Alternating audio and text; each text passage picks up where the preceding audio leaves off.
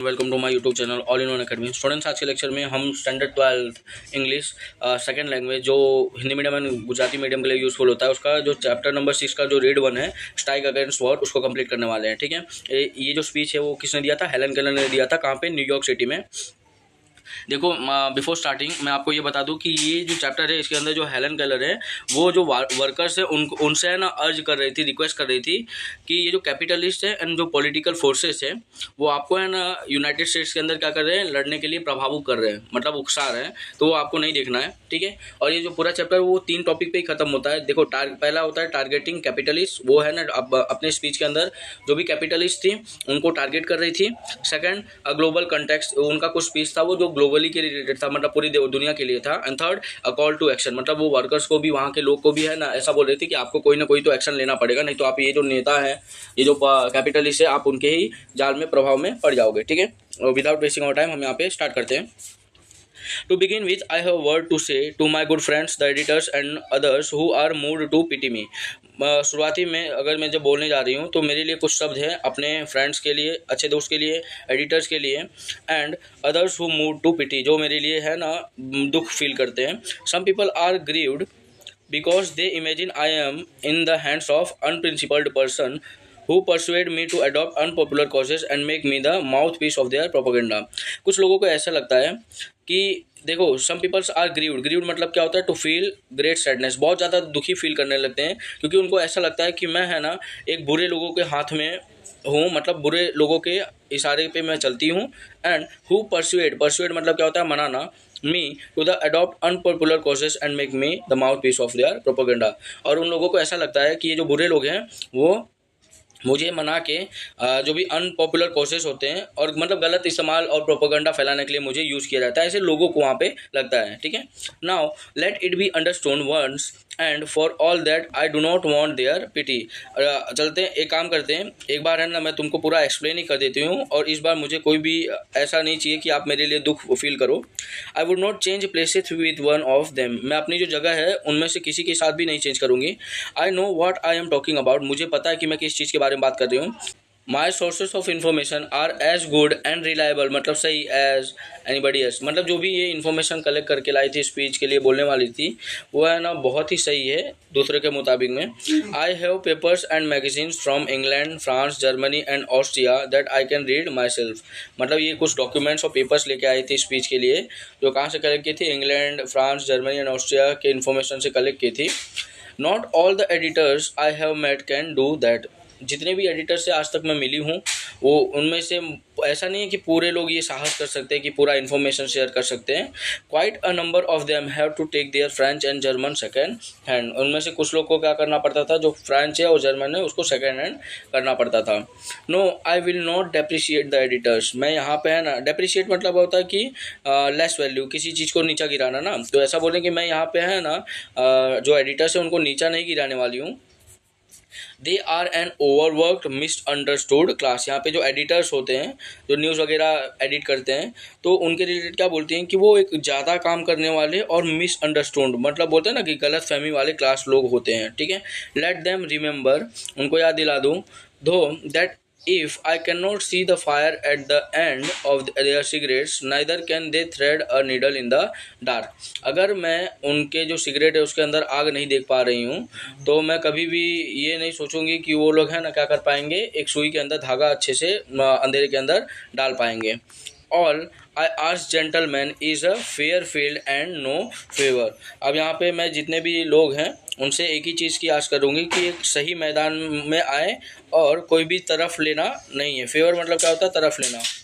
I have entered the fight against preparedness मतलब क्या होता है? A war and against the economic system under which we live, मैं यहाँ पे जो प्रिपेयर्ड होके आई हूँ और यहाँ पे लड़ने के लिए इसलिए आई हूँ, किसके लिए? Because of the economic system, जो आर्थिक व्यवस्था है उसके लिए, क्योंकि उसके अंदर ही क्या रहते हैं? हम रहते हैं, और जो आर्थिक व्यवस्था है उसके ऊपर ही हम डिपेंडेंट रहते हैं। ठीक है, it is to be a fight to the finish and I ask no quarter, अब ये जो फाइट है, ये जो वॉर है उसको ख़त्म ही करना है एंड मुझे कोई भी क्वार्टर वगैरह नहीं चाहिए। All the machineries of the system has been set in motion, मतलब जितने भी मशीनरीज हैं उसको है ना काम पे लगा दिया गया है। About the complaint and dean मतलब क्या होता है शोर, dean of the protest from the worker is heard the voice of the authority.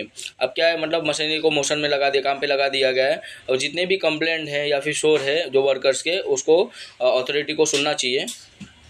Friends, it says fellow workman patriots. अब यहाँ पे जो हेलन केलर वो क्या बोलते हैं कि मित्र लोग, फेलो वर्कमैन कारीगर लोग, पैट्रियोट्स मतलब क्या होता है, देशभक्तों। Your country is in danger, वो क्या बोलते हैं कि तुम्हारा ये जो देश है वो डेंजर में है, खतरे में है। There are foes on all sides of us, foes मतलब क्या होता है, दुश्मन। हमारे आसपास में हर एक साइड में, हर दिशा में क्या है, दुश्मन फैले हुए हैं।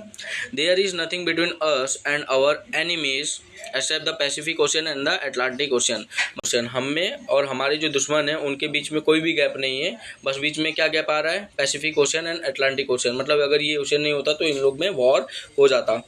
Look at what has happen to Belgium, आप एक बार बेल्जियम को भी देख सकते हो कि उसके साथ क्या हुआ। Consider the fat of Serbia, जो सर्बिया, फैट मतलब क्या होता है, तकदीर। तो सर्बिया का भी एक बार है ना आप तकदीर जो है उसको कंसिडर करो, मानो। Will you murmur about low wages when your country your very liberties मतलब आज़ादी आर इन डेंजर, क्या तुम अभी भी है ना कम पगार मिल रहा है उसके लिए बोलोगे, भले तुम्हारी जो कंट्री है वो एक बोलते हैं ना कि लिबर्टी मतलब उसके अंदर आज़ादी नहीं है और वो डेंजर में। What are the miseries you endured compare to the humiliation. देखो मिसरीज मतलब होता है दुख, एंड्योर मतलब होता है सहन करना, ह्यूमिलिएशन मतलब होता है अपमान। Of having victorious German army sell up मतलब क्या होता है, आगे बने अब द ईस्ट रिवर। देखो यहाँ पे जो हेलन केलर है वो ऐसा बोलती हैं कि जो भी आपके दुख हैं जो आप सहन करते हो अपमान के रिलेटेड, उसको है ना of having a victorious German army sell up, ठीक है, उसके लिए क्या करना पड़ेगा आपको, है ना एक बहुत ही अच्छा और मजबूत आर्मी बिल्डअप करना पड़ेगा जो आगे बढ़ सके ईस्ट रिवर तक, ठीक है। क्विट योर ग्रम्बलिंग, ये जो आपकी शिकायत है उसको छोड़ दो अब। ग्रम्बलिंग मतलब क्या होता है, शिकायत। Get busy and prepare to defend your fire sites and your flag. अब क्या बोल रहे हैं कि अपनी शिकायत को छोड़ दो, बंद कर दो, एंड बिजी हो जाओ और अपने आप को है ना बचाने के लिए प्रिपेयर करना स्टार्ट कर दो, अपने कंट्री को भी।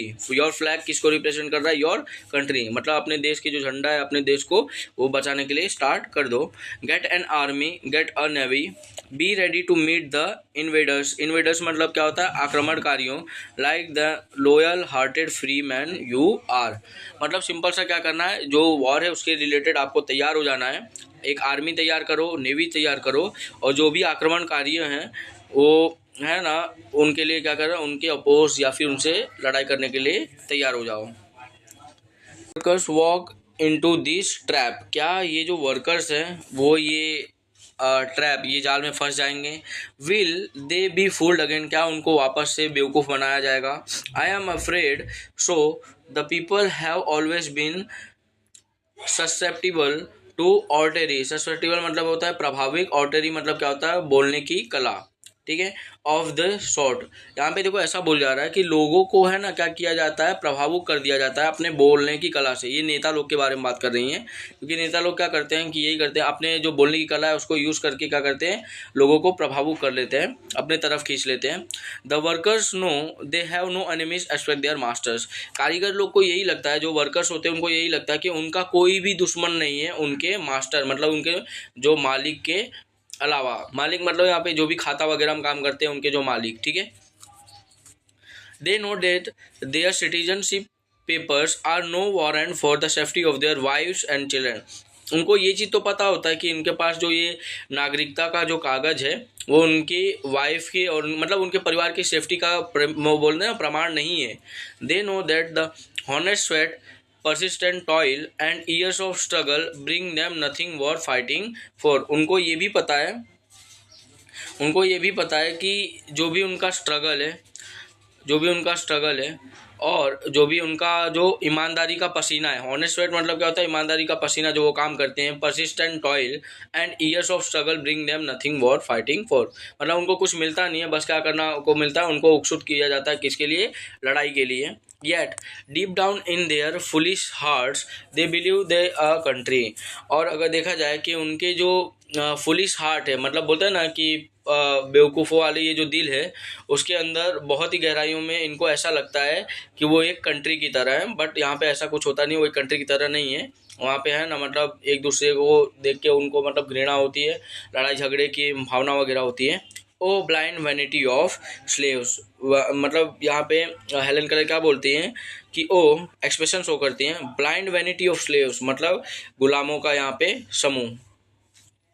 The clever ones up in the high places know how childish and silly the workers are. जो भी मतलब यहाँ पे किसकी बात कर रहे हैं, जो कैपिटलिस्ट एंड पॉलिटिशियंस हैं उनकी बात कर रहे हैं कि जो होशियार लोग हैं, जो ऊपर ऊपर मतलब हायर प्लेस पे हैं, ठीक है, वो जानते हैं कि तुम कितने बचपने वाले लोग हो और सिली हो, मतलब क्या होते हैं, ना समझ कारीगर तुम लोग हो, ठीक है। They know that if the government dresses them up in khaki and gives them a rifle and start them off with a band and waving banner, they will go for to fight valiantly for their own enemies. Forth मतलब होता है आगे बढ़ना, to fight the valiantly मतलब बहादुरी से, for their own enemies. अब यहाँ पे देखो ऐसा बोला जा रहा है कि इनको एक बोलते हैं ना कठपुतली की तरह गवर्नमेंट यूज़ करती है।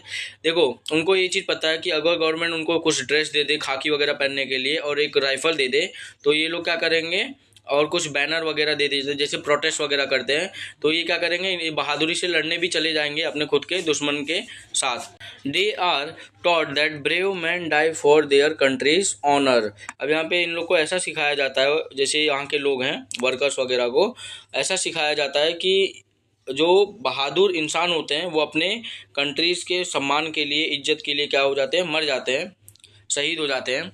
वॉट अ प्राइस टू पे for a wagyu idea the lives of the million of young man.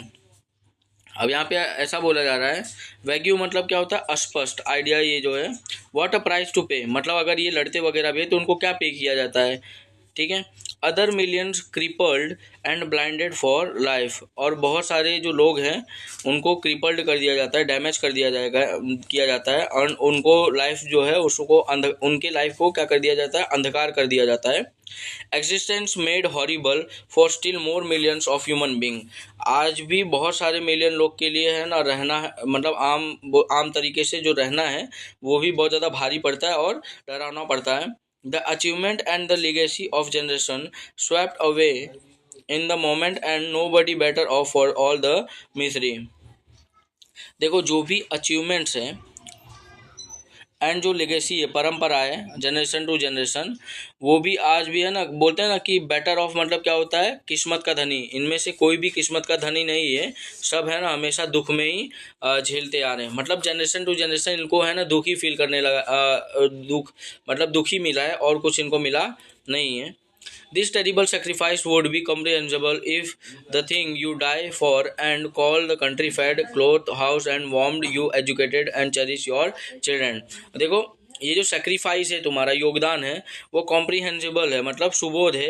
अगर आप बहन अपने देश के लिए मर जाते हो, किस चीज़ के लिए, एक कंट्री फेड मतलब खाना अच्छे से मिल जाए, कपड़ा मिल जाए, घर मिल जाए, and warmed you educated and cherish your children, बच्चे जो हैं वो पढ़ लिख ले और पोषित रहें, मतलब I think the workers are the most unselfish of the children of man.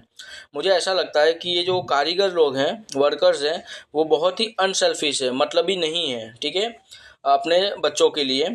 They toil and live and die, वो टॉयल मतलब क्या होता है, परिश्रम करना, वो परिश्रम करते हैं और जिंदा रहते हैं, और कुछ समय बाद काम करते करते और मेहनत करते करते क्या हो जाते हैं, वो मर जाते हैं, या फिर देश के लिए भी मर जाते हैं। For others people country, other people's continent, other people's liberties. देखो याद रखना है, दूसरे लोगों के देश के लिए, लोगों के लिए, कंटिनेंट के लिए और उनकी आज़ादी के लिए ये लोग क्या हो जाते हैं, मर जाते हैं। एंड अदर पीपल्स हैप्पीनेस, दूसरे लोगों के दुख मतलब बोलते हैं ना कि सुखी के लिए भी। The workers have no liberties of their own, जितने भी ये वर्कर्स होते हैं उनके खुद के पास कोई आज़ादी नहीं है।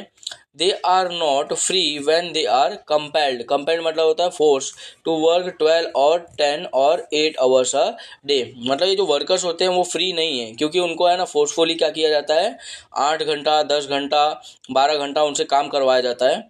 They are not free when they are ill paid. Ill paid मतलब होता है खराब भुगतान फॉर देयर एग्जॉस्टिंग टॉयल, मेहनत। मतलब जिस हिसाब से मेहनत करते हैं उस हिसाब से उनको पेमेंट वगैरह भी नहीं मिलता है, उनसे कम ही पगार मिलता है।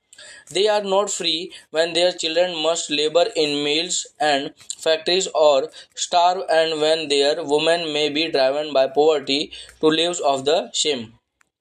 अब यहाँ पे देखो ऐसा बोला जा रहा है कि वो इस चीज़ से आज़ाद नहीं है। दे आर देखो, they are not free of the children must labour. मतलब उनको क्या करना पड़ता है ऐसे, मतलब इतनी गरीबी रहती है कि उनके जो बच्चे हैं उनको भी काम पे लगाना पड़ता है फैक्ट्रीज या फिर मिल में, ताकि वो भूखे ना मर जाएं। ठीक है, और उनके जो वुमेन्स है पूरी फैमिली जो वो पोवर्टी से ड्राइवन रहते हैं, मतलब गरीबी से वो लोग देखे रहते हैं, उसको झेलते रहते हैं।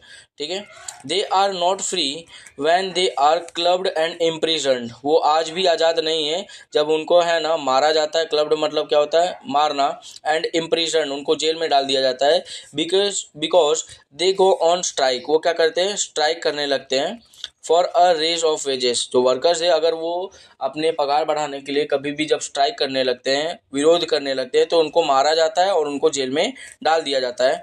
And for the basic justice that is their right as a human being. अगर एक देखा जाए ना बेसिक जस्टिस, इंसाफ के नज़रिए से, तो उनका एक हक है अपने जो वेजेस है, पगार है, उसके रिलेटेड वो लोग क्या कर सकते हैं, आवाज़ उठा सकते हैं, स्ट्राइक कर सकते हैं, हड़ताल कर सकते हैं। We are not free unless the men who frame and execute the laws represent the interest of their lives of the people and no other interest. याद रखना, ये ऐसा हेलन केलर क्या बोल रही हैं कि हम तब तक फ्री नहीं हैं जब तक जो लोग नियम कानून बनाते हैं वो हमारे जो इंटरेस्ट हैं, हमारी जो इच्छा है उसको भी वो देखें। ठीक है, द बैलॉट, बैलॉट मतलब क्या होता है, vote, does not make a free man out of a wage slave. मतलब है ना ये जो आपका है ना वेज वाला जो बोलता है गुलामी है, जो पगार के रिलेटेड जो गुलामी है, वो सिर्फ वोट से ख़त्म नहीं होने वाली है। There has never existed a truly free and democratic nation in the world. कोई भी देश में आज तक बोला जाए तो सही तरीके से आज़ाद या फिर लोकतांत्रिक देश कभी भी नहीं हुआ है। फ्रॉम टाइम इमेमोरियल मतलब होता है ना पुरातन, man have followed with the blind loyalty the strong man who had the power of money end of आर्मीज। मतलब पुराने समय से ही लोग क्या कर रहे हैं, जो भी बहुत ही ईमानदार तरीके से वो लोग फॉलो कर रहे हैं, और जो लोग बहुत ज़्यादा अमीर हैं और जिनके पास आर्मीज वगैरह है वो भी। ठीक है, even while battle fields were piled high with their own dead. Piled high मतलब क्या होता है, ढेर बनाना।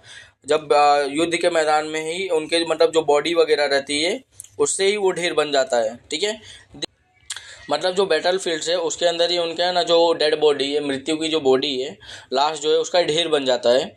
They have tilde the lands of their rulers. Tilde मतलब क्या होता है, कल्टीवेट। अपने जो रूलर्स हैं उनके ही ज़मीन को उपजाऊ बनाए हैं। And have been robbed of the fruits of their labour. मतलब जो भी उन्होंने कारीगरी की, जो भी उन्होंने मेहनत किया, उसके जो फल है वो क्या करते हैं, जो रूलर्स हैं वो लूट लेते हैं। ठीक है, रॉब्ड ऑफ द फ्रूट्स मतलब जो भी उन्होंने फल बोया था, कल्टीवेट किया था, उसको क्या करते हैं, लूट लेते हैं। देखो यहाँ पे है ना ये सिंपल एग्जांपल से ये शो करना चाहती हैं कि मेहनत तो ये करते थे, फल कोई और खा जाता था। They have built palaces and pyramids, temples and cathedrals, जिसको बोलते हैं गिरजाघर, that had no real shrine of liberty. देखो यहाँ पे ऐसा बोल रहे हैं कि ये जो वर्कर्स हैं उन्होंने पिरामिड्स बनाया, टेम्पल बनाया, मंदिर बनाया, गिरजाघर कैथेड्रल्स जिसको बनाया है, फिर भी इनके पास कोई भी बोलते हैं ना कि स्वतंत्रता का कोई भी श्राइन मतलब तीर्थ नहीं है। एज सिविलाइजेशन, सिविलाइजेशन मतलब क्या होता है, सभ्यता। As civilisation has grown more complex, आज के टाइम पे जो सभ्यता है वो और ज़्यादा कठिन हो गया है। The workers have become more and more enslaved. जो कारीगर लोग हैं वो और ज़्यादा ही क्या हो जा रहे हैं, गुलामी में आ जा रहे हैं। Until today they are a little more than the parts of the machines they operate. अगर देखा जाए ना तो आज के टाइम पे भी जो है ना एक मशीन का एक पार्ट होते हैं जो क्या करते हैं, वो लोग मशीन चलाते हैं, काम करते हैं। Daily they face the dangerous of rail road. अब देखो वर्कर्स जो काम करते हैं उनके मतलब क्या क्या उनको प्रॉब्लम फेस करना पड़ता है, वो यहाँ पे बताया गया है हेलन केलर द्वारा। रेल रोड बन रहा है तो भी इनको डेंजर रहता है, ब्रिज बनता है तो भी डेंजर रहता है कि गिर ना जाए, स्काई स्क्रैपर्स बड़ी बड़ी बिल्डिंग बन रहा है तो भी इनको डेंजर रहता है। मतलब बोलते नहीं है कि अगर आप खुद ही देखो इतनी बड़ी बड़ी बिल्डिंग जो बनती है वो लटक लटक के क्या करते हैं, पूरा वो जो है ना शेप वगैरह देते हैं, बिल्डिंग को बनाते हैं। ट्रेनिंग एट द डॉक्स, जो डॉक है वहाँ पे ट्रेनिंग करते टाइम भी उनकी जान को खतरा रहता है। On the rail roads and underground and on the sea, समुद्र के अंदर भी, रेल रोड्स के पास भी, अंडरग्राउंड के अंदर भी, जमीन के अंदर भी वर्कर्स को काम करना रहता है और उनकी जान को खतरा रहता है, ये बताना चाहती हैं। They move the traffic and pass from land to land the precious commodities that make it possible for us to live. वो क्या करते हैं, ट्रैफिक से जूझते हैं, पास होते हैं और एक जगह से दूसरी जगह से जो कीमती सामान है वो भी पहुंचाते हैं और जिसकी वजह से हम आज जिंदा रहते हैं। And what is their reward, और उनको इन रिटर्न क्या मिलता है, क्या रिवॉर्ड मिलता है। अस्केंटी वेज, उनको रिवॉर्ड में क्या मिलता है, बोलते हैं ना कम पगार मिलता है। ऑफन पॉवर्टी, गरीबी मिलती है। रेंट्स, टैक्सेस, ट्रिब्यूट्स, टैक्स वगैरह पे करते हैं। एंड वॉर कॉम्पनसेशंस, जो लड़ाई के युद्ध के समय पे जो भी कंपनसेशन भुगतान मिलता है वो मिलता है। मतलब वो जितना जिस हिसाब से काम करते हैं उनको उस हिसाब से उतना रिटर्न मिलता नहीं है। The kind of preparedness the workers want is recognition. देखो उनको क्या चाहिए, सिर्फ उनको चाहिए एक, मतलब बोलते हैं ना कि एक कारीगरों की, वर्कर्स की खुद की एक पहचान चाहिए उनको। एंड रिकंस्ट्रक्शन मतलब होता है वापस निर्माण चाहिए ऑफ देयर होल लाइफ। मतलब उनकी जो लाइफ आज तक ये जूझते आ रही है, पॉवर्टी वगैरह ये सब, उनको एक नए जीवन का निर्माण चाहिए और खुद का पहचान चाहिए। Such as has never been attempted by statesmen और गवर्नमेंट। और ये सब जो चीज़ है जो वर्कर्स को चाहिए वो कभी भी गवर्नमेंट ने उसके रिलेटेड अटेम्प्ट ही नहीं किया है, कोशिश ही नहीं की है। The German found out years ago that they could not raise good soldiers in the slums, so they abolished the slums। देखो जो जर्मन कंट्री है वहाँ पे जर्मनी में ऐसा उन लोग को पता चला कि वो एक, बोलते हैं ना कि अच्छा और बेहतर आर्मी जो है, सोल्जर्स हैं, वो है ना वो जो स्लम्स एरिया जहाँ पे बोलते हैं नहीं कि झोपड़पट्टी एरिया से नहीं वो बना सकते हैं आर्मी, तो इसकी वजह से उन्होंने क्या किया, जो स्लम्स है उनको ही वो एबॉलिश कर दिया। एबॉलिश मतलब क्या होता है, समाप्त कर देना। मतलब वो जो स्लम एरिया है, झोपड़पट्टी, उनको ही तोड़ दिया। ठीक है। They saw it that all the people had at least a few of the essentials of civilisation. उनको ऐसा ही लगता था कि है ना ये जो जितने भी लोग हैं इनके पास कुछ ना कुछ तो सभ्यता होगी। डिसेंट लॉगिंग क्या होता है, सभ्य आवास, रहने का जो सभ्यता है उसको बोलते हैं डिसेंट लॉगिंग। क्लीन स्ट्रीट, अच्छे रोड होने चाहिए, साफ सुथरे। होलसम इफ स्कैंटी फूड, अगर कम खाना है पर अच्छा होना चाहिए। Proper medical care and proper safe guard for the workers in their occupations. उनको भी यही चाहते थे कि प्रॉपर मेडिकल वगैरह मिले और उनको एक सेफ गार्ड, सुरक्षा मिले उनके ऑक्यूपेशन के related. That is only a small part of what should be done. ये उसका मतलब जो करना चाहिए उसका एक छोटा सा हिस्सा है ये। It is your business to force these reforms on the administration. ये आपका काम है। हेलेन केलर क्या समझाती हैं कि आपका काम है कि जो भी प्रशासन है उसके अंदर चेंजेस लाने। तो मतलब आप जब आवाज़ उठाओगे तो ही जो प्रशासन है वो चेंजेस लाएगी, बदलाव लाएगी। Let there be no more talk about what the government can और कैन नॉट डू। अब हम है ना जो क्या सरकार कर सकती है क्या नहीं कर सकती है उसके बारे में अब हम ज़्यादा बात नहीं करेंगे। All this things have been done by all the belligerent, मतलब बोलते हैं ना कि unfriendly nations in the turmoil of war. Turmoil मतलब क्या होता है, नॉइज ऑफ वॉर। मतलब ये सब जो चीज़ें हैं वो है ना हमारी जो अनफ्रेंडली जो दुश्मन कंट्रीज़ हैं उन्होंने भी ये सब आवाज़ वगैरह उठाया है। ठीक है। Every fundamental industry has been manage better by the governments than by private corporation.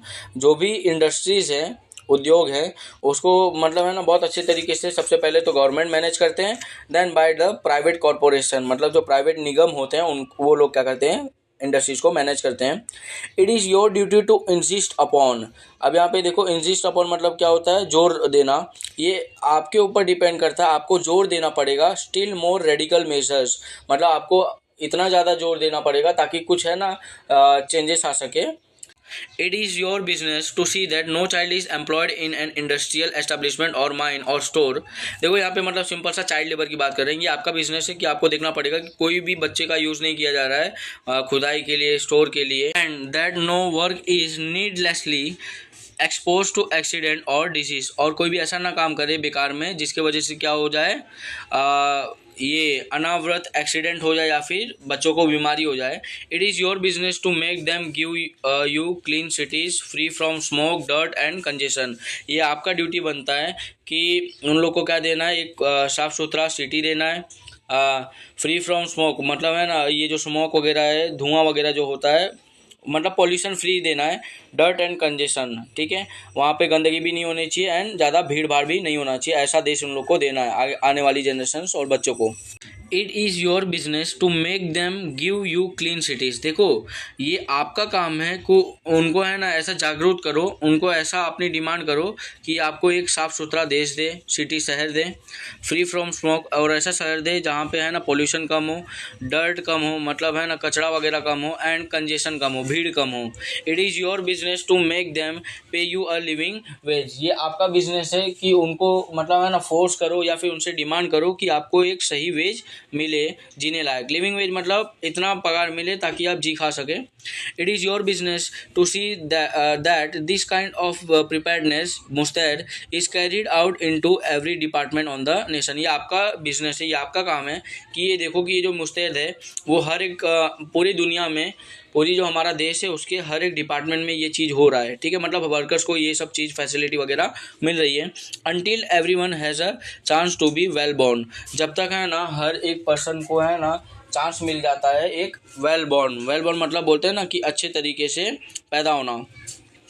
Well nourish मतलब जब वो पैदा हों तो क्या चीज़ दिखे, देखो वेल बॉर्न रहे, वेल नरिश रहे, अच्छे तरीके से पोषित रहें, राइटली एजुकेटेड, उनको भी है ना पढ़ने लिखने का मौका मिले, इंटेलिजेंट रहे, होशियार रहें, and serviceable to the country at all times, और क्या करें जो कंट्री के लिए अपना योगदान जो है वो किसी भी समय वो दे सकें। मतलब ऐसा ये लोग बॉर्न होना चाहिए, ना कि मतलब कूड़े में रहें, बहुत ज़्यादा मेहनत करें फिर भी उनको वेजेस वगैरह ना मिले, अंडर एम्प्लॉयड रहें और चाइल्ड लेबर वगैरह रहें।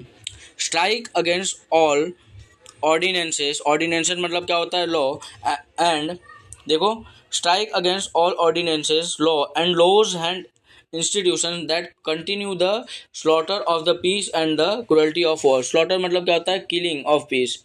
ये जो हड़ताल है वॉर लॉस के रिलेटेड, नियम कानून के रिलेटेड, वो है ना, और संस्था के related, that continue the slaughter of peace. Slaughter मतलब क्या होता है, किलिंग। वो क्या कर रहा है, जो वो शांति का जो प्रतीक है उसको वो मारते जा रहा है, मतलब ख़त्म होते जा रहा है। And the cruelty of war, अब यहाँ पे जो वॉर का सिचुएशन है वो बढ़ते जा रहा है। स्ट्राइक अगेंस्ट, देखो strike against war, for without you know battles can be fought. मतलब ये जो स्ट्राइक है, जो हड़ताल है, ठीक है, और लड़ाई के लिए बिना आपके वजह से वो ये कभी भी हो सकता नहीं है। Without you know battles can be fort, अब इसका मतलब क्या होता है, तुम्हारे बिना कोई भी जो लड़ाई है वो नहीं लड़ सकते हैं। ये वर्कर्स के रिलेटेड बात कर रहे हैं कि मतलब वर्कर्स, आपको अपनी आवाज़ उठानी पड़ेगी, आपको ही अपने युद्ध के मैदान में लड़ना पड़ेगा। Strike against manufacturing scraps and gas bombs and all other tools of murder. ये भी जो भी मैन्युफैक्चरिंग स्क्रैप्स हो रहे हैं, गैस बॉम्ब्स वगैरह बन रहे हैं, जो ऐसे चीज़ बन रही है जिसकी वजह से मर्डर वगैरह हो सकता है, तो उसके रिलेटेड आपको अपोज करना पड़ेगा गवर्नमेंट को। Strike against preparedness that mean that, मतलब जो भी ये लोग तैयारी कर रहे हैं जिसकी वजह से मृत्यु हो सकती है, उसके रिलेटेड भी आपको हड़ताल करना पड़ेगा। And misery to millions of human beings, और ये जो मिलियंस ऑफ जो इंसान है, ह्यूमन बींग्स है, वो दुख हैं, उसके रिलेटेड भी आपको क्या करना पड़ेगा, स्ट्राइक करना पड़ेगा। बी नॉट डम्ब, तुम है ना ऐसे पागल की तरह मत बने बैठो। ओबीडियंट स्लेव्स, आज्ञाकारी गुलाम मत बन के रहो। इन एन आर्मी ऑफ डिस्ट्रक्शंस, तो यहाँ पे देखो लास्ट में भी जो हेलन केलर है वो यहाँ पे वर्कर्स जो लोग हैं उनको ये समझाती हैं कि बेवकूफ़ मत बन के रहो, ठीक है। आज्ञाकारी जो गुलाम है एक आर्मी के अंदर, जो ऐसी आर्मी जो डिस्ट्रक्शंस, तबाही फैलाती है, उसका एक पार्ट मत बन के रहो, उसका एक आज्ञाकारी गुलाम मत बन के रहो। Be heroes in an army of constructions, याद रखना ये इंपॉर्टेंट पॉइंट है दोनों, कि मतलब है ना एक आज्ञाकारी गुलाम गुलाम जो है वो आर्मी के अंदर मत बन के रहो, जो क्या करती है डिस्ट्रक्शन करती है, बर्बादी करती है।